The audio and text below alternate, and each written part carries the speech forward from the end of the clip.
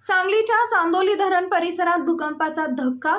सांगलीच्या चांदोली धरण परिसरात 24 तासात 168 मिलीमीटर अशा विक्रमी पावसाची नोंद झाली आहे।